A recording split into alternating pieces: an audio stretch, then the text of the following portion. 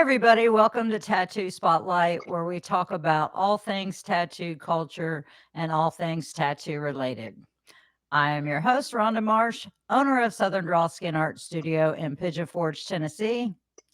And I'm JD Dixon, owner of Psychotic Inc., Clearwater Beach, Florida.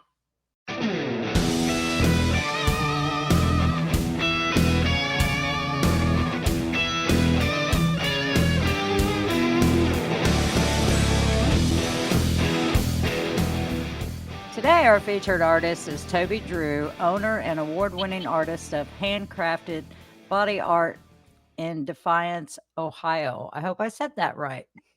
You did. Okay. How's it going, How you doing, Toby? guys? Going great. How you guys doing, man? We're doing awesome. Good. JD's down in Florida now. He's bailed on Tennessee for a minute, and then he's coming back this weekend, huh? Had to come back, get a little sun, mess up my I sinuses. don't blame you, but boy, I tell you, I reverse that. I spend a lot more time in Florida in the winter time than I do in the summer. I'm working on being a snowbird. Yeah, I don't blame you. And I'm originally from Florida, so I didn't know not a that. snowbird. Yeah, I'm from I Naples, didn't know you Florida. were. Yeah, what brought you to Pigeon Forge? My sister lived here and conned me into moving here after I graduated because the cost of living in Naples, Florida was crazy. Oh, right. Yeah. I was just thinking about when we first met or how long ago it's been, man. I remember Rock the Ink with you. That was how many years ago? I remember when we first became H2 Ocean, spokespeople for them. That was almost going. I hate to admit this. I think it might be almost 26 years now. 1999, 2000. Yeah, Maybe like 2003. I was thinking about how we first met, and I was like, it had to be at a tattoo convention. I think it was, but I don't remember which one because back then I was doing 25, 30 of them a year. I know, it was crazy. We were doing so many. It was just like we were gone all the time, and I hectic. remember doing tours where I would go for like 14 weeks at a time without being back in the shop, and I just go tattoo convention to tattoo shop to tattoo convention to tattoo shop to tattoo convention. Plot your route. Oh yeah, and it would. This was before the days of the internet. Lucky maybe if we had MapQuest. Now right. Yeah, these kids can't. These kids today can't make it to Starbucks without their AI generated, app and their crap. Yeah, to write. I gotta tell you guys, I listened to your last podcast and that whole AI thing. It's funny because I just did a tattoo convention down in Odessa, Texas. It was called the Oil City Tattoo Convention. And when I MC, and I do that all over the country now, I MC tattoo conventions. And when I do that now, one of the things I do is I like to try to find a hot topic. And one of the hot topics of the weekend was AI. And boy, did it bring up all kinds of conversations. Oh, I bet. Yeah, it was fun. The older guys were saying, "Hey, you kids need to learn," and the younger kids were saying, "Hey, you guys need to adapt." And it was fun. It was heated, but it was respectful. Yeah, that's good. There's nothing like when people can come together about a topic that they disagree on, but they can agree to disagree. That's called being an adult. Right, and I think in today's day and age, there's so much with the internet that these kids don't need to have their apprenticeships anymore, and they think that they can just kind of slide into the business. And I think when they're willing to slow down and listen a little bit, I got a lot more respect for that. Oh yeah. Yeah. Well, you see so many of them. Like you said, the YouTube University. They want to jump in there and go to town, like me and her was talking about in one of the earlier episodes. It's like I've talked to guys that they've never even much seen a coil machine, much less used one. And it's like, dude, I couldn't imagine. I just can't wrap my head around, not knowing any of that. It's really how to make a needle. Right. It's funny. In my studio, all of the young girls that work there, there's only two guys that work there, me and another gentleman, and he's been tattooing for 30 years. He's about 5 years under me. I'm almost 35 years now. But these girls are all like 23, 24 years old. and they are absolute phenomenal artists. But I try to explain to them that if they would have been raised in our time, they would have not only not had the chance to even get their, toe in the door, they would not have had the mechanical ability to be able to swing for it once they made it through the door. Because I mean, even Rhonda, being a woman in the industry, she knows exactly how hard it was. But at least Rhonda was a mechanical female. She knew how to tear apart a coil machine. She knew how to tear. These kids would be so lost without their Bluetooth adaptations of these dildo tattoo machines today. I laugh and I'm using one. Well, I don't know if you guys, Rhonda probably remembers this a little bit, but I helped invent those. Oh, no shit. Yeah, back in 2009, I was diagnosed with carpal tunnel in one hand and a bone spur in the other, and I went into the machine shop with my dad, and we came back out with this tattoo machine called the Epitaph. It was the Extreme Precision Instrument to Advanced Tattooing, and it was the first ever linear actuated tattoo pen that was ever patented in America. Oh, wow. And Wow. I took that patent, and later in life, that pen, my camera just fell. I fell asleep. Maybe it just fell asleep. Maybe here, we're going to fix that real quick. God knows I've done that a few times. But, the Epitaph later in life got sold to the company Cheyenne. And Cheyenne's very first pen was based off of the transmission design developed in my tattoo machine. Wow. Wow. That's freaking so awesome, awesome because my first rotary was the Cheyenne. Right. I remember that. You used the Thunder. Cheyenne Hawk pen. No, I thought it was the Hawk. It was the Hawk Thunder is what I All right. started. Yeah. The 'cause same the one that I had. didn't have enough power for me. So, Right. yeah. But, yeah. I was the first one that took an electric motor. There was another guy in America that developed what was called the Stylus. And the Stylus pen used a pancake motor, and it made a direct drive this direction, just like any other rotary tattoo machine. Mine was the first one that took a motor and changed the direction of the electrical motor from this way with a transmission to a direct drive using a geared system, linear actuated. Yeah. Yeah. I remember. That's awesome. God, when me and B still use the Cheyenne, but we that's awesome. now attach a power pack on the back of it. Right. It's funny because I was really close with Lyle Tuttle, and he was more than just a friend. He was like a mentor to me. But it was funny because he even kind of took a jab at me after he died, and I didn't know about it till afterwards. But I had gave him the third linear actuated pen that I ever made, and in the lineage of what I made there. And he was putting it in the Ukiah, California Tattoo Museum. Well, I had never got to see it in the museum before he died. Well, when he died, they had a small get-together in the museum. A friend of mine took a picture of it in his glass case, and it said the first dildo tattoo machine. And I was like, you dickhead. I'm like, you dickhead. I'm like, That I love sounds him. so much like Loud Tuttle. I remember the first one one of I these ever days, saw. we're gonna have a drink and a talk about that sometime again in the future. I remember the first one I ever saw was the one. It was Spalding and Rogers, and they had that little rotary piece of Revolution. Yeah. Oh my Yeah, God. yeah, That thing that's the what it worst. was. It was the worst. And they had to use a full needle bar, and you had to every time you would put a needle bar in it, you needed an Allen wrench to screw it together. You had to clip the eye loop off of it.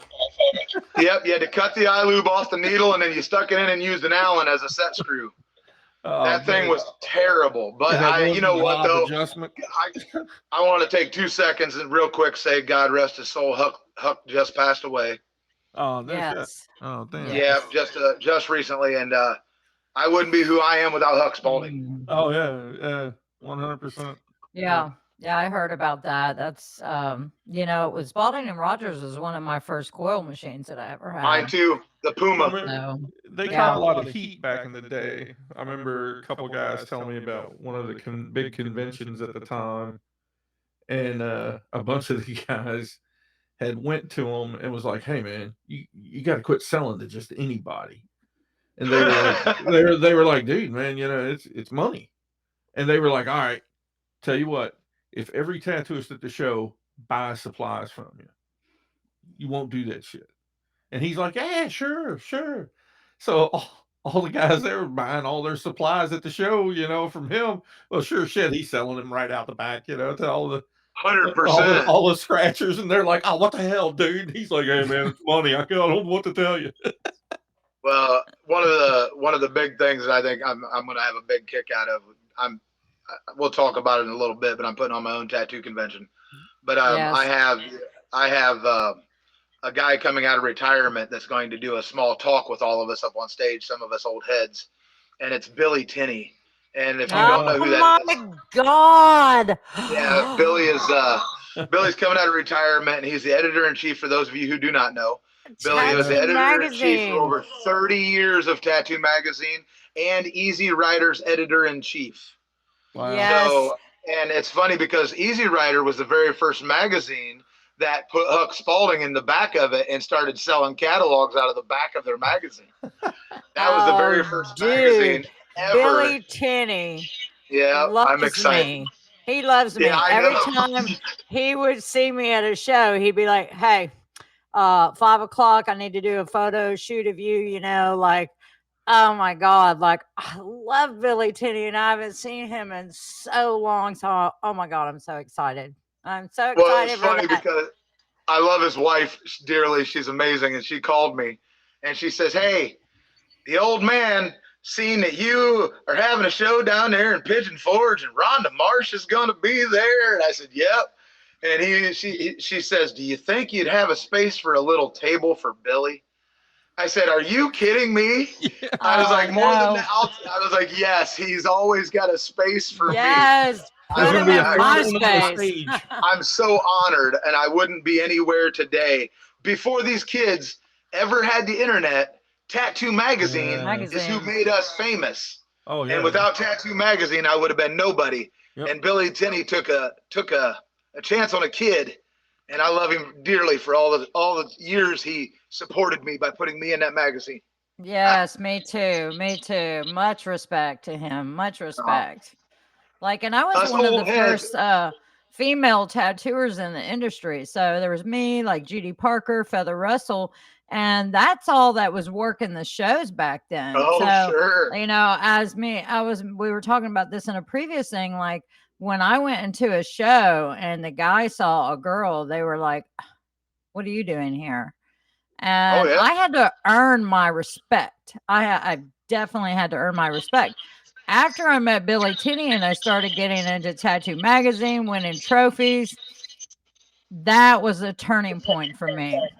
I was going through magazines the other day to see how many old photos of you that I could find. And I got to tell you, I think it's hilarious because I think the year might have been 2005 or 6.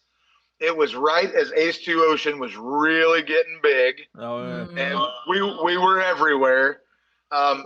I think in 1 year, I found you in magazines over like 19 times or 20 times in 1 year. And I was like, man, I don't know who was in there more back then, if it was Bob Tyrell, you, but boy, man, you had to be one of the most of the females that was out there getting publicity at the time more than almost anybody. And it wasn't just because you were a beautiful woman. And that's easy for a lot of tattoo artists out there. Your work just excelled and stood on its own.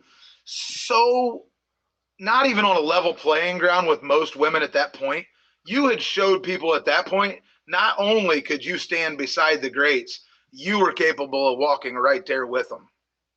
Well, thank you. I really appreciate that. That's very humbling to hear. Yeah. I'm glad to be remembered that way. That's the way I want to be remembered. When you want to be remembered as one of the greats when you leave this world, Yeah. And so before we're going to talk about your tattoo convention coming up, but we also want to show some pictures of your work. There was a couple pictures that we were having some issues with, so I kind of had to do a deep dive into your Facebook. And you can look at it. You don't know what I got coming for you. But the first thing I want to ask you is, what brought you into being a tattoo artist? You know, I was lucky enough to have kind of a celebrity father in our area at the time. My dad was a NASCAR driver. And in that world, a lot of back in the 70s, there was no graphic guys that you called and got a vinyl wrap for. There was these guys that were sign painters and pinstripers that would come to the racetrack and hand letter these race cars. And a lot of times back in the 70s and the early 80s when I was growing up, they were heavily tattooed guys. And my dad had a couple tattoos. So I don't ever remember a time where I don't remember being around tattooed people. And at my earliest memory, I remember watching I think it was like Escape from Alcatraz or something, one of those movies where they made a homemade tattoo machine. And I went and I instantly did it. And I think I was 11 years old and I tattooed a little needle and thread, like a homemade tattoo machine cross on my ankle. And my mom had never said a word about it. About 2 weeks later, being an 11-year-old kid, I come out for breakfast and my mom's standing there in the kitchen and she says, "Hey, honey, come up here and jump up on the counter here with me." She goes, "I want to talk to you." So I'm just a little kid and I pop up on the old counter. And about that time, she reaches up and I think she's going to give me a big hug. She just drags me across the counter and she's got an SOS pad and lemon juice and she's trying to scrub that tattoo off of my leg. And about a month later, I still got a big scab. The scab finally wore off and the tattoo was still there. And she knew she was in big trouble then. She knew I was going to have a lot. Snowballed from there. Yeah. I started in the tattoo shop when I was 16 years old. Oh, wow. Yeah. And I'm 51 today. So let's show a picture of you when you were younger. Oh, my goodness. I can't believe you're doing this. Oh, my gosh. I don't even know what it is. Oh, yeah. It's a good one. Oh, my God. My senior picture in high school. Hey, you know what? You can't see it right there, but my pants were pegged. Okay, so look at this. This is Toby before all the tattoos. This is like you are so heavily tattooed. It's like Zombie Boy. It's like showing a picture of Zombie Boy before all the tattoos. Right. You know, I miss him dearly too. but you got the mullet going on. I mean, you are definitely party in the still. back? Yeah, business in the front, There you go. party in the back. Man, this was only about a year after. If you'd got it a year before that, there was probably some Vanilla Ice X marks in my eyebrow. Ah, so were you tattooed at this age? There was a few hidden that the parents didn't know about. Yeah, there was a few hidden. Actually, and during this, I did have one on my leg that was the parents knew about. I think I was 17 and I was only allowed to have one by then. And my mom went with me and double checked the design and made sure that my boss that was at the tattoo shop that was teaching me didn't sleeve me out at 16 or 17. But you were a cute kid. Thanks. That's a big old ear. You were a fan. I bet you had girls just chasing you everywhere. That's kind of been something like that my whole life. Don't let Rhonda fool you too. She had an awful lot of them youngins chasing her. Yeah. Well, you know, and then I used to go. I've been out to the bar with you, woman. Yeah, I know. I've seen them men chase you around the pool table more than one time. I always tell her she's got that voodoo, man. Once Where some are they guys start now? talking to her, man, it's Where are they now? deal. Yeah, they were. You know, it's funny. You're gonna have to do what I did. You're gonna have to find you a younger one and make sure that they're capable of handling us old grumpy ones. Okay, so how did you come to own your own shop? How did that happen? Well, I mean, I started owning shops clear back in 1999. I opened up my big shop in Bowling Green, Ohio. And at one time, that shop was one of the largest tattoo shops in America. We had 26 full-time artists in that shop. 3,800 square feet. It was ginormous. Wow. And God, I got I- four guys and I lose my hair, man. It's funny because she asked what got me into owning a tattoo shop. Well, this tattoo shop that I have right now, I really didn't want it. I didn't want it at all. I was kind of living right out of COVID. I had gotten a small private studio licensed in our church. Life was going great. I was making money every day, simple life, one client a day, doing large scale back pieces, sleeves, easy peasy. But then a friend of mine says, hey, this biker club that I've been a part of my whole life, I'm not a member, but my brother actually helped start this club when I was a young boy, was going to have their anniversary party and asked us if we'd come tattoo in that city. And I showed up and I realized that these people were just hungry for a tattoo artist. And I was like, why is there nobody tattooing in this town? Well, there was for years, and he had gotten a medical illness. I don't want to go into what was his problem, but he was no longer able to tattoo. And he was like an old school OG, been around there for years. Well, these people had nowhere to go, and they wouldn't go to anybody, just any young tattoo shop. So this friend of mine that we'd been tattooing together for 25 years, he asked me if I would open up a shop there with him. And we opened up a small shop. It was supposed to be a 3-man shop. And now it's 8 people deep, and we had to expand, and it's bigger, and here we are again. Here you are again. There is that. I don't think there's any getting away from it. Like, I'm kind of a few years away from wanting to retire from tattooing. I've been doing this 36 years. I'm tired. My back's tired. My neck's tired. My neck's tired. Shoulders are tired. Everything's tired. I'm like ready to and everything is like so oversaturated. So you really should take that's a blessing for you that you are in a small town without any competition around, because we're in a tourist town with 20 shops around, oversaturated. And really, there is no world where I'd want to be in your town right now to try to tattoo. Yeah, it's a struggle. I went down there with intention. Me and Michaela and Wild Bill that's putting on our show. I went down there with intentions of trying to find a convention center to put on a show down there that would be classy and respectful and really be like a real. I wanted to be part of the community, and I expected it. I hadn't been down in probably 7 years at that point, and I was dumbfounded by the amount of tattoo shops that have popped up everywhere between Gatlinburg to Pigeon Forge. Yeah, I'm like, too many. What? Too many. Do they not understand that that's not how money is made and how clients respect you? I will say a lot of them are not even owned by a tattooer. They're owned by Arabs that have t-shirt shops, and they just hire whoever, just to money. That's all they care about is money. That's so, sad. And then there's other shops Well, that you see are, that a lot now. legit, that, they're like one shop. I mean, there's the same. Here's what I don't understand is there are like 3 locations of the same tattoo shop in the same county. And I'm like, that really hurts everybody. It's like, okay, what, are you not getting enough business at the one? Yeah. Okay, then we're gonna open 2. Oh, guess what? We're gonna open 3. We're gonna open a 3rd location.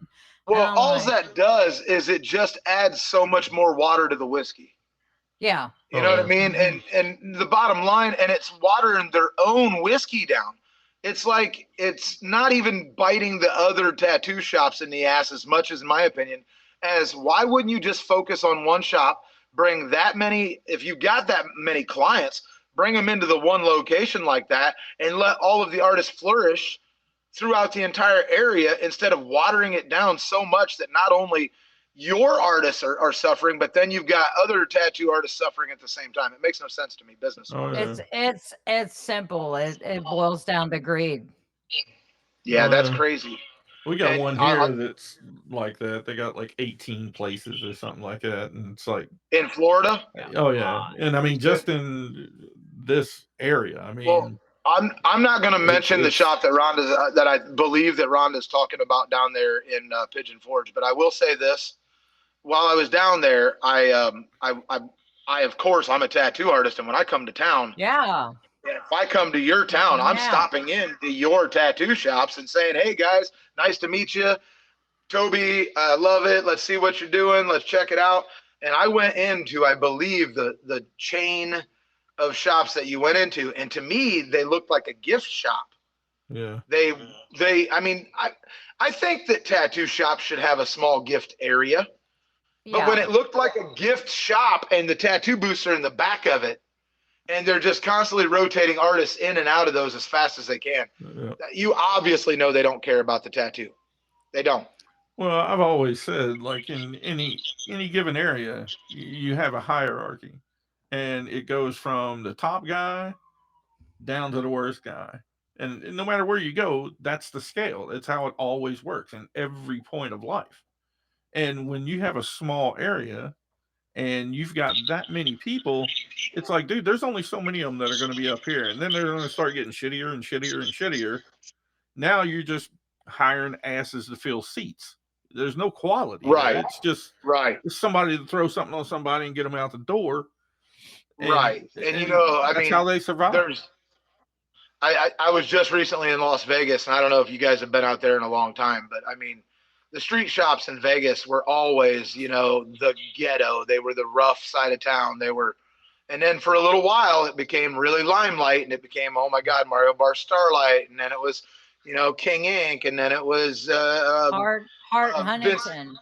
I worked at Carrie's shop, Hart and Huntington, and you had Vince Neil Ink, and they were all the high end. Well, those now high end ones are gone.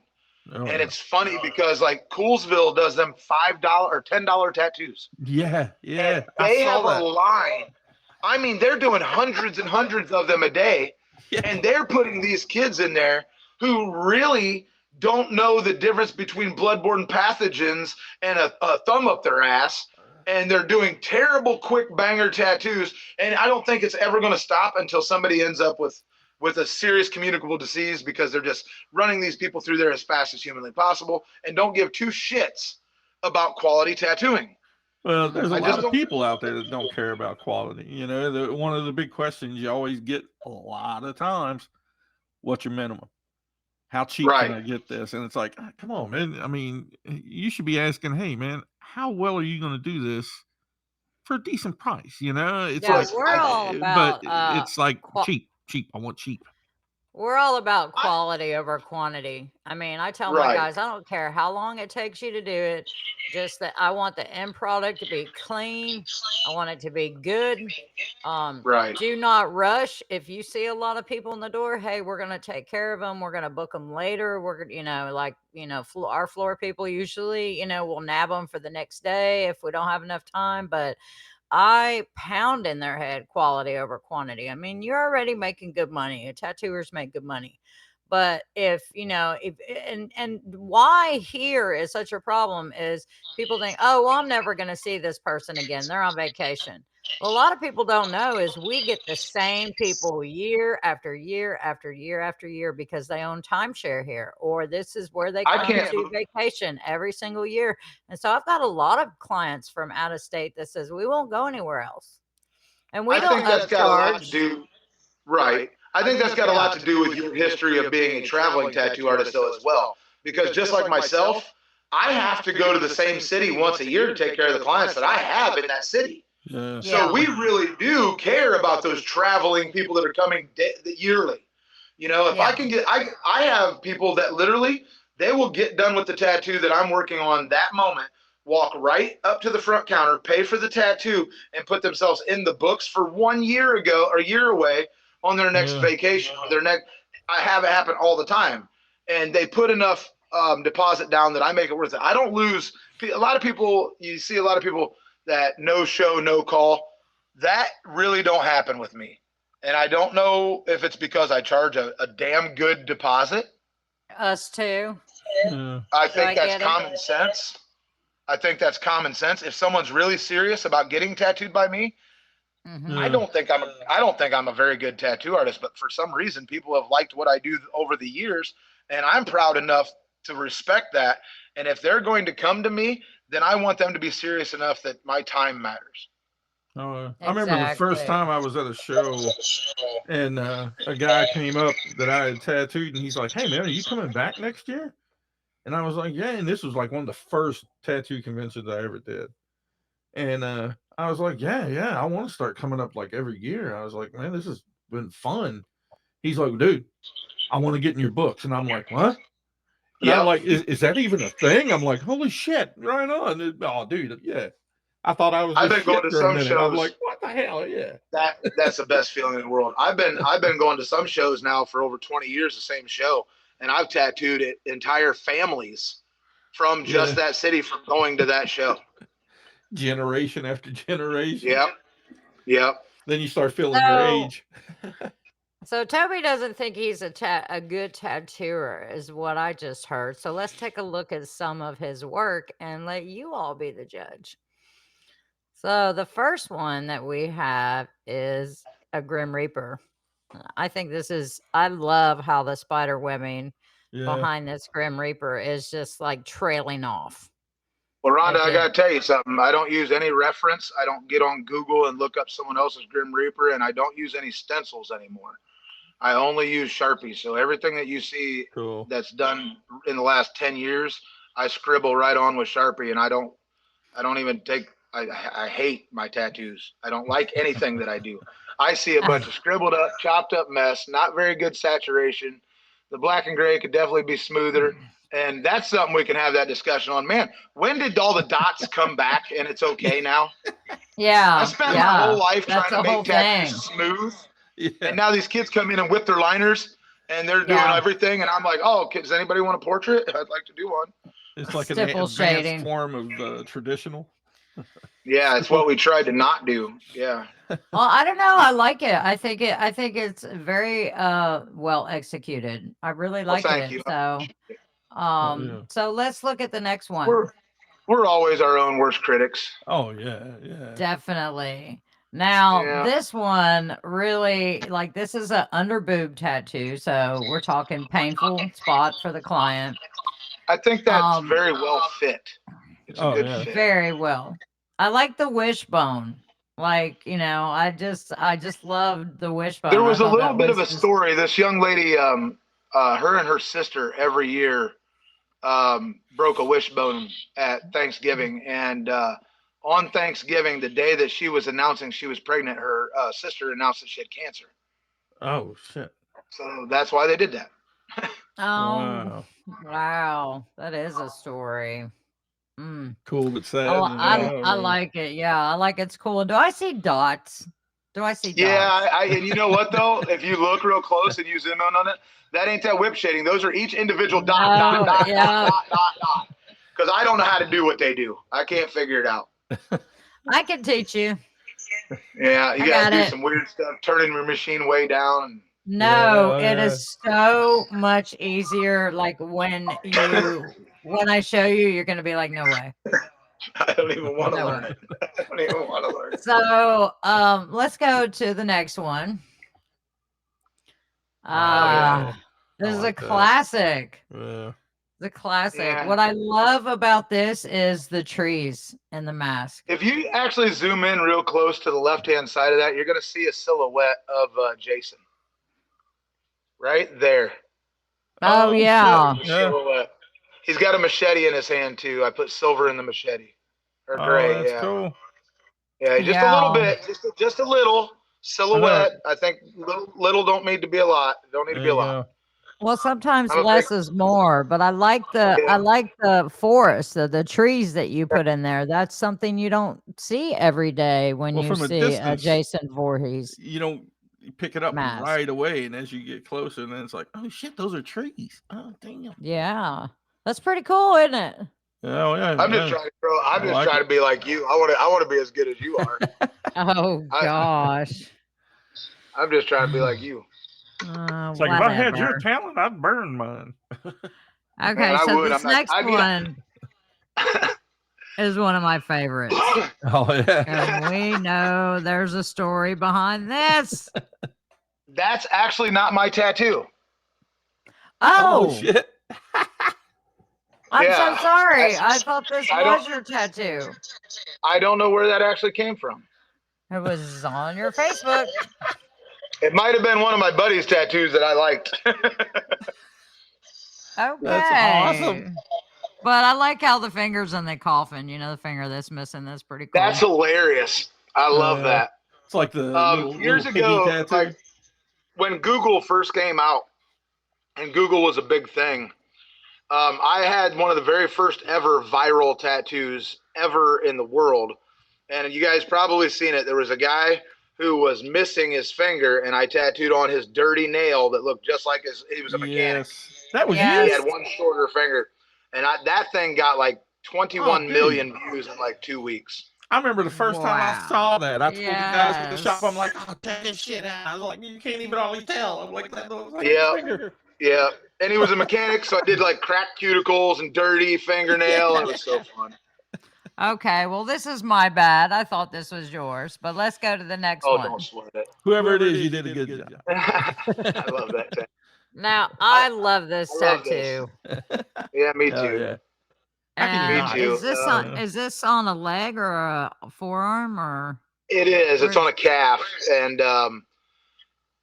that's one of them those AI statues that you thought you were buying something really nice, and then you got it and it was really crappy. Yeah. Like buying a Temu statue, and they brought me the little ceramic statue that was unpainted. I was like, man, that thing is terrible. So I just snapped a picture of it, and then I used it as the reference. But that was referenced from one of those little. That looks like so much fun to tattoo. Yeah, I really enjoy that style too. Yes. All right, let's go to the next one. Man, you're digging through all kinds. This is awesome, but I still have yet to get him to come back for his final session. Oh, damn. So what's left for the final session? The bird is all supposed to be covered in electric blue, and that whole area to the left is supposed to be electric blue, and then a blue glow across this face, in the hollows, and in the eyes. Oh, cool. Oh, wow. So That that's doesn't supposed to seem be like he colored. had very much left. I did that in what's 3 the whole days of at it? a tattoo convention. Back Oh to back. my God. That's 3 days, and on the third day, his skin just gave up. Yeah, you think? Yeah. He's a tough son of a bitch, though. I mean, he's a tough son of a bitch. Yeah, you gotta hand it to him for sure. Wow, that's really nice. That's a really nice Viking piece. I love that. And that was Sharpied on as well, guys. Wow. Okay, let's go on to the next one. Probably because I can't figure out how to do Procreate. That's easy too. Yeah, Okay, this one is a reference. This is a reference from one that Bob Tyrrell did. That's cool. But this is your tattoo. You tattooed this, correct? I did this. Yep. Okay, so I'm assuming that it's a preacher. Looks like by the collar. Yep. And, yep. A three-faced preacher. Is this like, what is this reference from? Anything like a movie or just? Well, I guess what I had talked to Bob about it, and he was one of the very first ones to do this image. And what the image is in a movie, there's a movie where the preacher is moving his face real fast. Yep. And if you're able to pause it, you'll get all three of the faces as he's moving his face real fast. And that's what Bob used as the original reference. Wow. And I'm one of them old schoolers, so when I got asked to do this, I called Bob up and I said, "Hey, Bob, do you care if I do this?" And he goes, "No, man, I'll even send you the picture from the movie." So, of course, he hooked me up. And Bob's an awesome guy. I took one of his seminars and I really, really enjoyed it. Still can't tattoo a portrait. He actually gave me away at my wedding. Oh, damn. Oh my gosh, I bet that was hilarious. It was, and Marshall Bennett was the preacher. Oh my God. Where was my invite? There was a huge invite on the internet. No one was actually individually invited, but there was a huge, I mean, I had a huge, I know that you're friends with some of the bands as well. And I mean, I even had some of the guys from Fuel here. I had I had a lot of crazy people show Dude, up. I would It have was totally been there. I would have totally been there. well, I promise you, we're gonna have one wild 10-year anniversary. So So let's look at the next one. Wow. yeah, Look at all the details. So I'm assuming this wrapped, and so you did it two does. photos and merged them together so you could see the thing as a Yeah, it's a whole. leg. Yeah, it's So a is it leg. a This thigh? it's a leg. Yep, it's a thigh. And Yeah. no, it's a calf. It's a calf. I'm sorry. And this kid is a huge stoner, and he believes that he was abducted by an alien when he was younger. And he described to me in high detail his alien. And this is what I came up with from his description of his alien. Wow. Wow. You know, we had a guy that worked for us that he believes that he had some sort of abduction that he doesn't remember because he went and got an X-ray, and the dentist in the palate of his mouth was a square, or was a steel triangle somehow way up in the I palate remember of his that. I remember mouth. that. It will. And so I tattooed an alien, and it was like the hand was in 3D and it was holding a steel triangle. But Wow, that's super cool. the dentist he said, he's like, there's no rhyme or reason why this would be here. Why did you ever have a surgery? Did anything ever happen? And I mean, he's like, no. So he got real into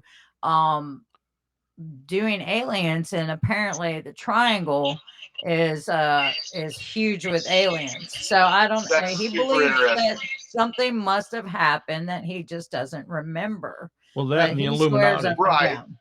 Like a The lost Illuminati. past regression memory. Yeah. Yeah, So or he lost it. He lost that memory with something else. yeah, I don't know, but I thought it was pretty cool that I got to tattoo the alien with the hand in 3D. You know, it was just like coming up like this, holding a triangle, and the alien's face. I wonder is if like he in the ever. I back. wonder if he ever can feel that in his mouth. If there's any if it gets hot, warm, cold. I'd like to talk to him about that stuff. Yeah. That's pretty neat. That would be I've really never been cool. I've never been abducted, but I've been anally probed. I was just getting ready to say, man, the triangle's better than tattooing the anal probe on you. So You know, okay, hey, so I want to bring up a tattoo for you, and this is hilarious because this is really an old school tattoo.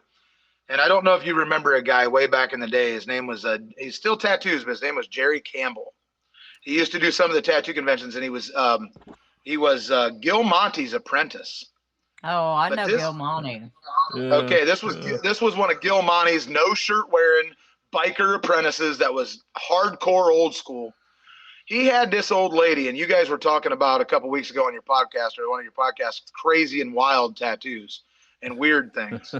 And out of the weirdest tattoos that I've ever seen, this guy had put this on his wife's butt cheek, and it was a cock rocket being ridden by a chrome alien lady pulling anal bead butt plugs out of her ass covered in poop, corn, and flies flying off of it on her butt cheek. Holy jeez.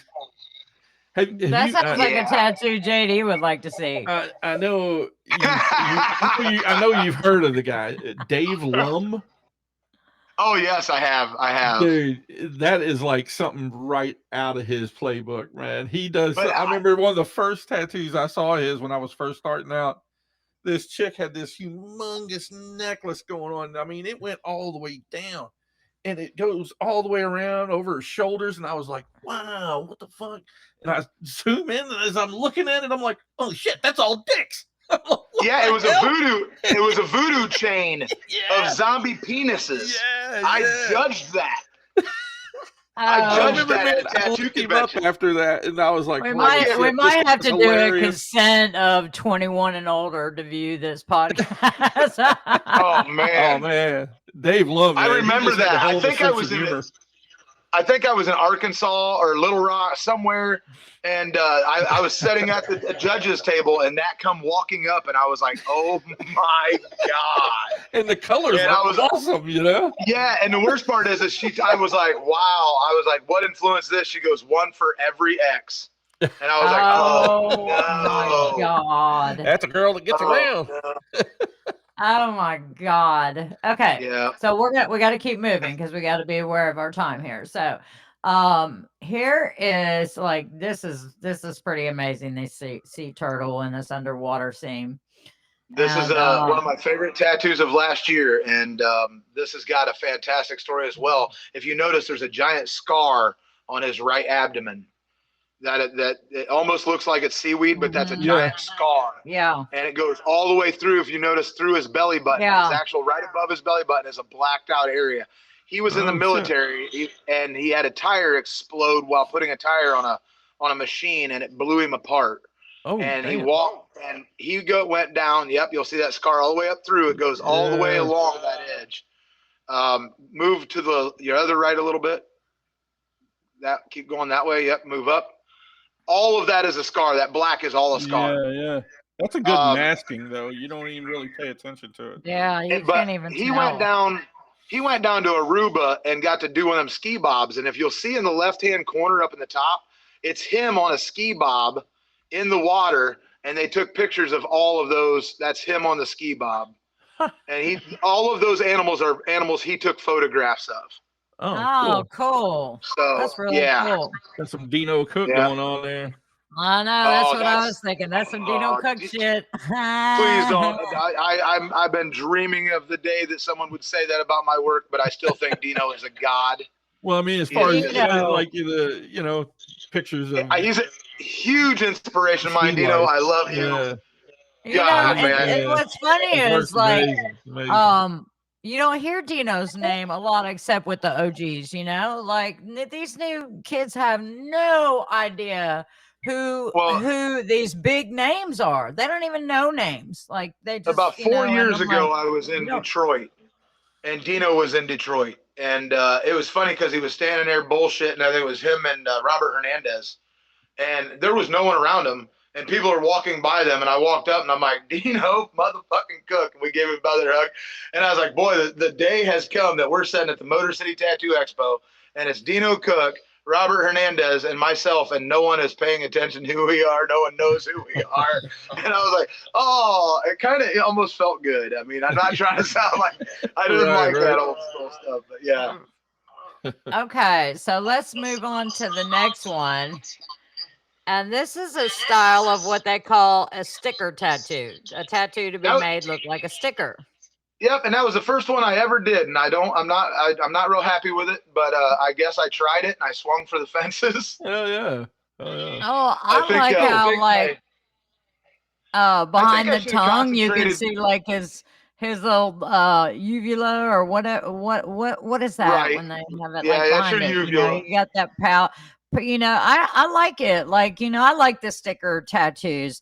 And have you seen the tattoos that look like they're sewn on, like a patch? Yeah. My partner at the shop, Roy Branham, Roy is phenomenal at them. He can make them look like they are so realistic, hyper realistic. He's super good at that. And I got asked to do this, and I was like, sure, I'll try it.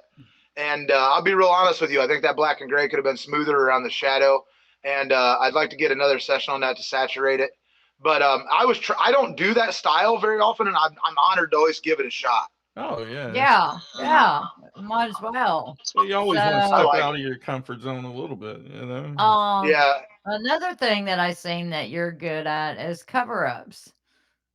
Yeah, I do quite a few of those. Wow, this cover-up is over 20 years old or 15 years old, I would say. Yeah, I was digging way in the vault, man. So, yeah. But tribal is one of the hardest things to cover up. And so this, like, you can't even tell that tribal was there. And I like that you used part of the anchor, I see like just one little piece you used of this.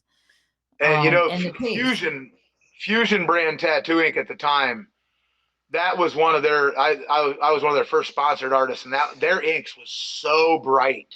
In that era, they were one of the best and brightest inks that was out there. And it really, the saturation kind of took away from them stripes. So I can still see those two stripes pretty hard, but if you never knew that piece was there, you'd never know it. No, you would never know it. So I'm assuming that I was going to ask you, what is your favorite style of tattooing? But I think after we've seen your pictures, I would have to guess horror. It is. It's demonic, evil, dark stuff. I really like that priest a lot. I like to do the dark, scary stuff. Okay. So let's talk about your tattoo convention. I am so excited. Yes, since I've been a little boy, Gatlinburg and Pigeon Forge has always been my mecca. I love it. I've been all over the world. I've tattooed in 44 states, 45 states, and I think 8 countries now. And everywhere I've been in the world, Gatlinburg and Pigeon Forge has been the most beautiful place to me, and it's always been my solace. It's been my sullen. I can go up in the mountains and relax. It allows me a place to clear my head. And I think tattoo conventions have gotten so oversaturated today that people have forgotten what real original tattoo conventions are. And I'm bringing an old school small tattoo convention to the Smoky Mountains to Gatlinburg Convention Center, and we're doing it in 2026 Father's Day weekend. It's June 19th, 20th, and 21st, and we have some of the best artists in the world coming. Yes. I'm so excited. That's going to be awesome. Yes. So are you, this is what I loved when you first told me about it. You said, I'm bringing back the old school because, you know, there's such a difference in the tattoo convention world now. I mean, like from judging contests to fresh pieces entering healed categories to, I mean, just like it's to me, it just has a different feel. And I miss the familiar faces that I used to like love to do voodoo in New Orleans because I knew I'd see Billy Tinney. I knew I'd see You're Billy. You're going to see so many people that you remember. I'm so excited for that. I miss seeing those faces, you know, like those same, like I knew who was going to be there. And like, I can name drop a few. We do have Bob Tyrell, of course. I know you're a huge fan. Yes. Bob has told me that in 2026, he's more than a brother. He's a mentor. He's everything to me. And he is only going to do, I think, 4 or 3 conventions in 2026, and mine is one of them. Cool. And I've got Bob Tyrell. I've got Marshall Bennett, who is one of the best in the black and gray industry. I have Kyle Dunbar and his beautiful wife, Candy Dunbar. And Kyle was on the TV show Ink Masters. But you guys, Ink Masters is phenomenal. I got Jim the Truth Francis is coming. But those 2 guys, I don't want to call those TV celebrities because those guys were touring with us for years before they ever made it on the TV show. And they were hardcore, badass, real artists. And, you know, I want this, like you talked about, old school style contests where healed tattoos were never in fresh tattoo categories. Well, one of the things that everybody's asked me over the years, I've done several hundred of conventions. One of the things that has always drove me nuts about conventions is best of show. At the end of the weekend, I've had to judge it so many times where you have giant pieces up there that are amazing black and gray realism up against color realism or color new school. Well, we're going to be having a best of show color and a best of show black and gray. And also, like you want, best of day must all be healed, must be done at the show, freshly done. And those are best of day color and best of day black and gray. So I'm not trying to compete those 2 together. And awards, I'm telling you, no one has done what I'm doing as far as awards go. I love everything about Gatlinburg and what Gatlinburg has done to the bear population and what has been going on with the bear problem in Pigeon Forge, Gatlinburg. Oh, she just brought me. This is one of the pieces that we're working on for it. This is a 3D printed black bear skull. And these are part of the awards for best of day and best of show. And best of show is actually going to be 2 real brown or black Gatlinburg Pigeon Forge black bear skulls. Wow. So they're going to be on custom mounts, everything handmade, everything hand pinstriped. We're bringing pinstripe artists. We're bringing a pinstriped artist. A good friend of mine, Skeeter, is coming. He's going to be doing pinstriping on hand. custom lettering and sign work. If you want a hand painted pinstripe sign, he will be there. We're not going to be trying to do a bunch of crazy circus sideshows. We've got that right next door at Ripley's. We're bringing real tattoo talk. We're bringing real tattoo talk. I love my boy Troy at Villain Arts, and Villain Arts puts on some of the biggest and some of the best tattoo conventions on earth. I love Motor City Tattoo Expo. I love Hell City. I love all of these shows, but for many, many years, people have asked me, what would you do different? I'm going to show you in Gatlinburg. That's super awesome. And are you going to be doing like, are you going to be allowing fresh tattoos to enter under healed categories? They're going to have totally separate categories for both. Okay. Because that's good. I mean, you can't take a 5-year piece and put it up against a fresh tattoo and, No way. So all of the tattoos that are fresh must be entered in the tattoo of the day fresh categories. Yay! Good for you. I love it. Yes. I love it. I love it. I love it. And I love that you asked me to be a judge. Yes. Also, man, not only that's something too. I've learned over the years that you find judges that are beyond reproach, and it just takes away the bullshit. When I've got judges up there that are guys like Bob Tyrell, Marshall Bennett, yourself, the other ones that I might be having pop in from category to category. These guys are so above and beyond reproach. These are the guys that have been winning awards more than these kids have been alive.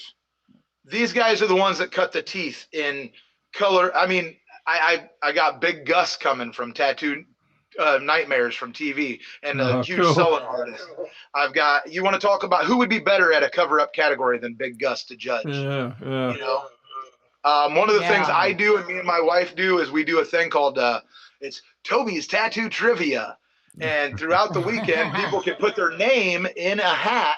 And then on Sunday, I think we're going to probably do that Sunday, we have an actual game show live on stage, and it has tattoo trivia. And the tattoo trivia isn't just based off tattoo artists only. It might be questions about, what crazy rock star known for his sexual exploits on a boat with his former wife had the mayhem tattooed across his stomach. Tommy Lee. It might be, it might be pop culture. It might be crazy. And that's one of the things that we're bringing. I love that. I think that's a sideshow that should be at a tattoo convention. Yes, no one cares about go-go dancers and girls with thongs on. I don't need that. We are Internet's full of it. Yeah, anybody that wants to get on there and look at beautiful tattooed women in thongs, that's awesome, and I love it too. My wife will probably be wearing that, but I don't think that should be the focus of a show. And I think the focus of the show needs to be tattoo, mixed medium art, and art that is based around tattooing. And that's where we need to stick. And, we're keeping it to 100 tattoo booths and 25 vendor booths, maximum. And I'm not going to have a roofing company there. I'm not going to have cell phone companies selling their wares there. We're going to have tattoo companies. We've got real flesh and bone sponsors. We've got a badass aftercare company called Urban's Edge that is tattoo owner-owned. Well, one of the owners is a tattoo artist, and he's been in the industry. They're ingrained in the business. The ink companies that we have are ingrained in the business. They're not just, weekend fly-by-nights. I'm so excited. We've got Blood and Ink magazine coming out, going to be doing a photo shoot. We've also got Blood and Ink sponsoring it's called the Smoky Mountain Baddies, right? Is that what it's called? The Smoky Mountain Body Art Baddies contest.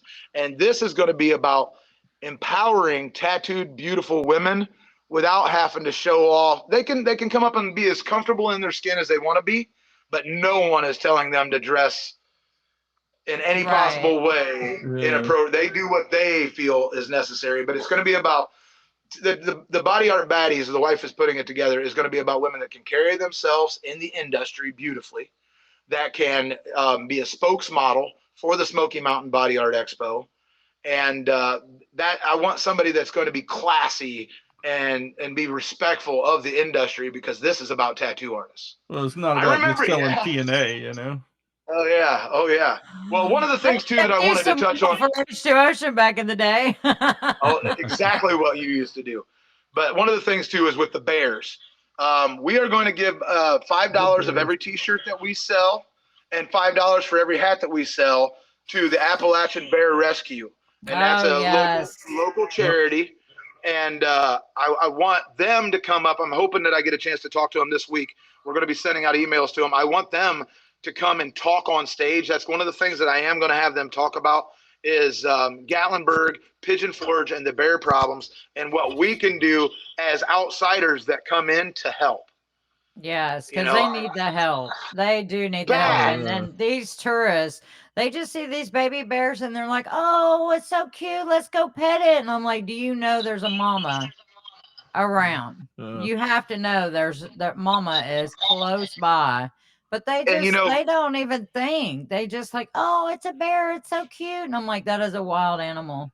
Or and feed the them worst part leave is them they don't in. realize that a lot of you, just like you right here that's on this podcast with me, a lot of you live there and have to battle that on the daily. Garbage problems, Yeah. them breaking into cars. And then these people who have no remorse, and they're willing to leave their trash bags outside their cabins filled with food and have no idea that these bears are being put down. Some of these Yes, bears they are not are. making it, and it's terrible. And they're It's building, terrible. and a lot of the problem is they're just building more cabins and more cabins and more cabins and taking over their habitat, their natural habitat. All the wildlife, it's driving them out. So they're hungry. So they're coming into town. Like one even broke into a candy shop, and the owners I of seen the the candy video. shop, yeah, came in from the back door, and right in the lobby, the bear is just sitting there with 2 candy apples, just eating away. And Rhonda, and I'm like, I was down there just a couple weeks ago, and I went into, it was called the Best Italian in Gatlinburg. yes, It's down I've been by the there. little creek. Oh, I go awesome. in and I asked to sit outside, so I go out and I sat down by the creek side, and the waitress comes over and she goes, "Oh, you're sitting in the celebrity spot." And I said, "Oh yeah, what's that?" And she pulls up her cell phone, and 1 week from the time that I sat down to have dinner, she shows me a video of the news of where one of the patrons of the restaurant filmed it. This gentleman was sitting there having pizza. The bear come into the patio, jumped onto the table, ate the pizza, and then got up and walked away in the same spot that I was sitting. Yeah. I was like, wow. They're not afraid of humans. They're not afraid of humans, but and there's a lot that is our fault for building all the cabins and taking that away from them. Like that's, well, I mean, I promise you that each rental year places do we need, you know? Each year I'm going to try to give back something to the Pigeon Forge and Gatlinburg community and all Sevier counties. Do I say it right? Sevier County. All of Sevier County. So this year we want to focus on the bears, and on our second year, I'm hoping that we don't have anything happen, but obviously the wildfires, we want to start getting people, more common sense and we try to teach as much as we can and have a good outcome of us artists all getting to come down there and enjoy the most beautiful place on earth and have our convention. On your postcard, you even, I noticed, like you had the picture of Gatlinburg. Maybe we'll have him put that back up there. But I noticed that you had the bears in the middle. Like the bears. We have because it's happening on Father's Day weekend. We have a mascot, and his mascot's name is Hank Needles, the tattooed bear. And Hank Needles is going to be out there for all the kids, and he is a 9-foot tall black bear with a Dickies work shirt, and his arm's been shaved, and it says Mama Bear on his arm. And he's going to take pictures with the kids, and we're going to be very family friendly. There's no alcohol. You need to have like some toilet paper hanging out of his butt. The Charmin bear, yeah. But no, we're going to be very family friendly. We got a kids corner that we're going to have. Fake tattoos for the kids, obviously. What was that? No alcohol. Oh yeah, 12 and under will get in free. We want it to be a family event. And the Gatlinburg city, I want to say, has been amazing. That's really good. That's awesome. I got to tell you guys, the reason that I'm doing this is I've been emceeing tattoo conventions now for the last about 5 or 6 years, and I've done probably 500 tattoo conventions in my lifetime. And I was working with a gentleman who was putting on these tattoo and oddities festivals, and he wasn't a tattoo artist, and he was asking me for advice. And he said, if I was going to do one, where would I do it? And I said, well, I would probably go down and I would look around in Gatlinburg and Pigeon Forge. Not one of them's really ever been done down there well. No one's ever really brought something together to right. And then we kind of had a little bit of a falling out. I didn't really like working for somebody that was not a tattoo artist, and he was kind of felt, I don't know, it kind of, like you said, with those guys that have shops that aren't tattoo artists on, it kind of feels a little greasy. Kind of fake. And yeah, like, he's only in it for the money side of it. And I was like, well, don't get me wrong. We all need to make money, and I need to at least be able to break even to cover the cost of this. But with the outpouring and reach that I've already had and the booths that have already sold, I am not going to have any worry in the world. And we've already sold over 55 booths are already gone. That's awesome. Yeah. So we're down we've got almost a year left, and we're down to 50% of the booths are gone. 100 booths is easy to sell. Oh, yeah. And well, that's not a small show, in my opinion. Like, I remember doing have you been to any of these villain art shows? I've been to Brian's show, like in Knoxville, and there was like, I don't know, like 60 booths maybe. Right. But that was back in the day, But how many people come through the door of that show? There was a lot of people because Tattoos by Brian did it. Brian from Harriman. Right. He did it every year, and then it was the health department that got so crazy and out of control with their fees. So then, so Danny ended up taking over that show, and Brian doesn't do it anymore. Our plan for this is the Gatlinburg Convention Center itself can be opened up into 3 rooms, and we've taken 1 room this year. And we would like to never, ever be able to go bigger, ever, even after 5 years. My thought is, I don't want a bunch of tattoo conventions all across America. I want one of the best tattoo conventions in America. So every year, I want to focus on the benefits and the things that didn't work, and then make it bigger and better each year in that location. But my maximum that I ever want, because I know the amount of capacity of people that come through that building and that can come through that building in a weekend, and I want it to never be more than 200 200 tattoo booths ever, because I had told them that I wanted to have 3,000 people through the weekend, and they told me that they normally have between 3,000 to 5,000 a day go through that in the month of June. Wow. So I know that the numbers are they're going to be there. Yeah, we're already going to have the built-in audience. It being June in Gatlinburg, people seeing that it's a tattoo convention. We're going to have street hawkers. We have a great street team that we're working with. One of the things that I'm having a hard time with, and maybe this weekend when I come down there, if you hear anybody, Rhonda, I'm trying to get some good deals ahead of time on billboard advertisement. Okay. Do you have any? I mean, I don't have any contacts with that, but I'll do some checking around. We're also going to show another one of your things for your convention that features. Yeah, there you go. There we go. So if you go to the what is it on Facebook? Smoky Mountain Tattoo Smoky Mountain Expo. Body Art Expo. Body Art Expo. Okay, Body Art Expo. You will see pictures like this of other people that will be there tattooing. This is me with Scotty, which is the lead singer of Saving Abel that I tattooed. So my good buddy Scotty, I love you, brother. Yeah. So, but you'll see, a short bio about that artist. When you click on there, you can they'll give you information about that artist, what they do, what they excel in. That's really, really nice to be able to click on an artist and see what they like to do, where they're from, how long they've been tattooing. All right. One of the little things that I'm doing a little different, is when you go to tattoo conventions, this is just one of the simple things. So, they usually have like a board and it'll tell you where the stage and things like that. And you either got to go up and you got to ask for help, or you got to ask somebody where such and such's booth is at. Well, one of the things we're making poker chips, and every single person that comes into the convention is going up to 5,000. I'm making 5,000. Now we got an alarm going off. Yeah. I'm sorry, guys. We're in the middle of a storm over here. I know it's crazy, but one of the things we're doing is we're making really nice little poker chip necklaces, And those are going to have a QR code that's going to go right to an all links that will give you floor layout, each individual booth, and a link to each person's social media. So the first 5,000 people that come in is going to get one of those poker chips at the convention. That's awesome. Oh yeah. That is super awesome. Wow, what is going on where you're at? Yeah, it's a huge storm. I guess we got crazy windstorms and the power keeps flickering. It's raining. It's crazy outside right now.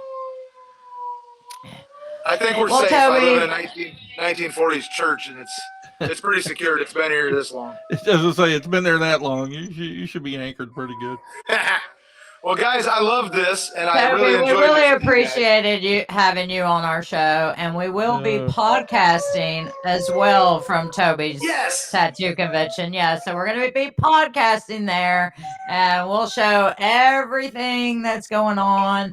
And we would like to thank everybody for tuning in, and let us know in the comments section. Yes. Before I go, I've got a gentleman that's going to be there with us, and his social medias will be up on the site and the Facebook very soon. But he's going to be very interesting for your podcast. And he is a traditional Japanese tattoo artist that does the hand tattooing, and his name is Wu Jin. And he's funny, and you're going to really like this gentleman a lot. So awesome. Well, if you would like to comment in the comment section, any thoughts that you have about Toby's show, any thoughts that you have, what was your favorite tattoo that Toby did? We would like to hear from you in the comment section. If you are a tattooer and you would like to be a guest on Tales from the Tattoo Chair, feel free to email us at talesfromthetattoochair@gmail.com. And if you're watching, we also, like I said too. Oh, sorry, but JD, I just wanted to say too, any of the tattoo artists, while she was on that note, if you're interested in doing the tattoo convention, I'm so sorry that it is invite only, but if you send over an application on the site, we can take a look at it. And we are only taking people from certain areas. I'm not going to oversaturate. So understand that if you can't make it in, but if you'd like an opportunity, please send that over as well. And don't forget to check these guys out on YouTube too, because I know JD's just sitting back right now waiting to tell you that. So I love it. All right, hit the like and subscribe. And if you're watching this on Spotify, hit that follow so you can be notified on the next one. I'm JD. And I'm Rhonda Marsh. And until next time, we'll see you on the other side of the tattoo chair. Bye. Bye, guys.